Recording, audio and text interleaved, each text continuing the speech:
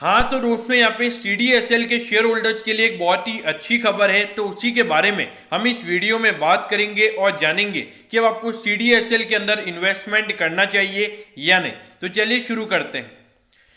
तो देखिए वो अच्छी खबर ये है कि CDSL ने अभी ऐसा बोला है कि उनके 4 करोड़ डीमैट अकाउंट पूरे हो चुके हैं, यानी कि जो अभी उनके जो एक्टिव डीमैट अकाउंट्स हैं उनका नंबर 4 करोड़ से भी ज़्यादा हो चुका है।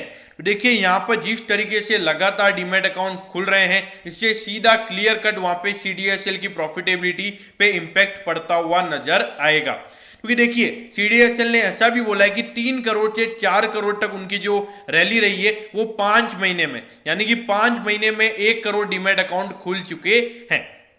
अब देखिए इसका रीजन मेरे ख्याल से जो लोग भी मार्केट में हैं उन सभी को पता होगा, क्योंकि अगर आप देखोगे अभी जितनी भी ब्रोकिंग फर्म्स है वो बहुत सारा एडवर्टीजमेंट अभी कर रहे हैं और रेफर एंड अर्न पे भी अभी बहुत सारे लोगों को पैसा दे रहे हैं। तो उससे क्या हो रहा है कि मार्केट में अगर हम देखें तो रेफर एंड अर्न की वजह से बहुत सारे डीमैट अकाउंट खुल रहे हैं और तेजी से अगर आप देखोगे अपस्टॉक की, अगर हम खाली अपस्टॉक की अगर हम बात करें तो अपस्टॉक के 40 लाख से ज़्यादा डीमैट अकाउंट तो सिर्फ अपस्टॉक में खुले हुए हैं, और उसके अलावा जरोदा में भी 40 लाख से ज़्यादा है और 5 पैसा में भी 20 लाख है। तो अगर आप देखोगे इन तीनों ब्रोकिंग फर्म के मिला के 1 करोड़ डीमैट अकाउंट खुले हुए हैं। तो यहाँ पे डिस्काउंट ब्रोकर की अगर हम बात करें तो इन्होंने हमारे इंडिया के कैपिटल मार्केट को बढ़ाने में बहुत ज़्यादा रोल यहाँ पे प्ले आउट किया है, और खास करके अगर CDSL की प्रॉफिटेबिलिटी अगर बढ़ी है तो उसमें डिस्काउंट ब्रोकर्स का मेन रोल मुझे नजर आता है। और उसके अलावा एंजल ब्रोकिंग भी काफ़ी अच्छा परफॉर्म कर रहा है, जिसके भी डीमैट अकाउंट लगातार अच्छी तरीके से खुलते हुए नजर आ रहे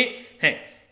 अब देखिए दोस्तों यहाँ पे अगर आप देखोगे तो आपको एक चीज और पता होना चाहिए कि अगर आप CDSL के शेयर होल्डर हो तो देखिए CDSL एक ब्लॉकचेन टेक्नोलॉजी पे भी काम कर रहा है। जैसे कि हम जो क्रिप्टो करेंसी में जो ब्लॉकचेन टेक्नोलॉजी होती है जिसके अंदर आप कभी भी अपना पैसा निकाल सकते हो, तो वैसे पे भी यहाँ पे CDSL काम करता हुआ नजर आ रहा है। तो आने वाले टाइम पे CDSL वो टेक्नोलॉजी भी हमारे लिए लेकर आ सकता है, तो उसमें तो वहाँ पे हो सकता है थोड़े चार्जेस ज़्यादा हो, तो प्रॉफिटेबिलिटी के चांसेस यहाँ पे CDSL के बहुत ज़्यादा नजर आते हैं। अब ये देखिए 10,713 करोड़ का इस कंपनी का मार्केट कैप है। देखिए वैसे इसको हम कंपैरिजन नहीं कर सकते क्योंकि इसका कोई कॉम्पिटिटर नहीं है। एक डिपॉजिटरी सर्विसेज के अंदर अगर हम देखें तो ये एक अकेली ऐसी कंपनी है जो लिस्टेड है। अब देखिए 53 का consolidated price to earning ratio इस कंपनी का है। तो देखिए मेरे ख्याल से अगर देखा जाए जो ग्रोथ यहाँ पे मार्केट एक्सपेक्ट कर रहा है, जिस तरीके से CDSL लगातार ग्रो कर रहा है, मेरे ख्याल से मार्केट कम से कम 50% का growth year on year basis पर एक्सपेक्ट कर रहा है। तो उसके हिसाब से प्राइस टू अर्निंग रेशियो मेरे ख्याल से थोड़ा कॉस्टली है, लेकिन ज़्यादा कॉस्टली नहीं है ऐसा मैं बोलूँगा। लेकिन जो प्राइस टू बुक रेशियो है वो देखिए 11.59 टाइम्स का यहाँ पे कंपनी का प्राइस टू बुक रेशियो है, जो कि मेरे ख्याल से मैं ऐसा ही बोलूँगा कि 100% यहाँ पे price to book ratio company का कॉस्टली है, जो शेयर को थोड़ा कॉस्टली बनाता है। अब ये देखिए अगर आप देखोगे तो 18, 19, 20 इन तीनों साल में कंपनी में ज़्यादा ग्रोथ देखने को नहीं मिली, लेकिन 2021 में जब कोरोना आ चुका था तो लोगों के पास कुछ काम नहीं था, तो सब लोग स्टॉक मार्केट में इन्वेस्ट कर रहे थे।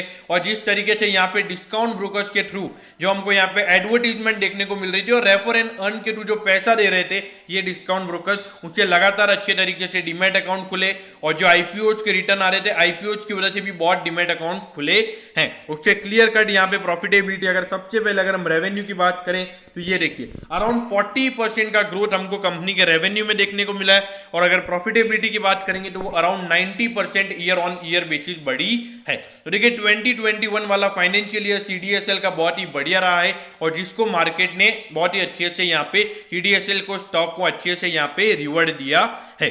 लेकिन देखिए दोस्तों यहाँ पे 1025 यानी कि अगर आप देखोगे 3-4 महीने में ये स्टॉक 100% से भी ऊपर आ चुका है। लेकिन देखिए अगर आप देखोगे तो अभी CDSL अगर हम एज अ कंपनी अगर हम बात करें, एज अ शेयर होल्डर अगर हम बात करें, तो यहाँ पे बहुत सारी चीजें इनको प्रूव करनी बाकी है।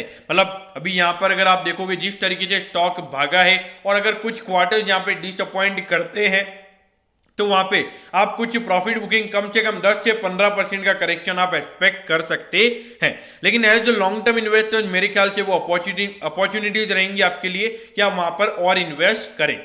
अब यहाँ पे एज अ रिटेल इन्वेस्टर जिन लोगों ने इसमें इन्वेस्टमेंट नहीं किया हुआ है उनको क्या करना है, क्या इस प्राइस पर इन्वेस्टमेंट किया जा सकता है? तो देखिए दोस्तों यहाँ पर आपका लॉन्ग टर्म व्यू होना चाहिए। देखिए as a growth point of view अगर हम बात करें तो यहाँ पे ग्रोथ पॉइंट ऑफ व्यू बहुत ज्यादा ग्रोथ यहाँ पे CDSL के लिए अवेलेबल है, क्योंकि जिस तरीके से यहाँ पे कैपिटल मार्केट में हमको ग्रोथ नजर आ रहा है, जिस तरीके से यहाँ पे लगातार डीमैट अकाउंट खुल रहे हैं, मेरे ख्याल से आने वाले टाइम पे यहाँ पे बहुत ही अच्छी प्रॉफिटेबिलिटी CDSL की बढ़ती हुई नजर आ सकती है। तो इसीलिए यहाँ पे long term investment point of view से यहाँ पे डेफिनेटली इन्वेस्ट किया जा सकता है, और यहाँ पे आप इन्वेस्ट कीजिए, मतलब स्टैगर्ड वे ऑफ इन्वेस्टिंग यहाँ पे आपको करनी चाहिए। यानी कि अभी आपने इन्वेस्ट किया, यहाँ से 5% स्टॉक अगर गिरता है तो वहाँ पे आपने थोड़ा इन्वेस्ट और करना चाहिए, फिर वहाँ से 5% और गिरता है तो वहाँ पे आपने 5% और इन्वेस्ट करना चाहिए। तो ऐसे सिस्टमेटिक वे से आपको यहाँ पे इन्वेस्टमेंट करना चाहिए।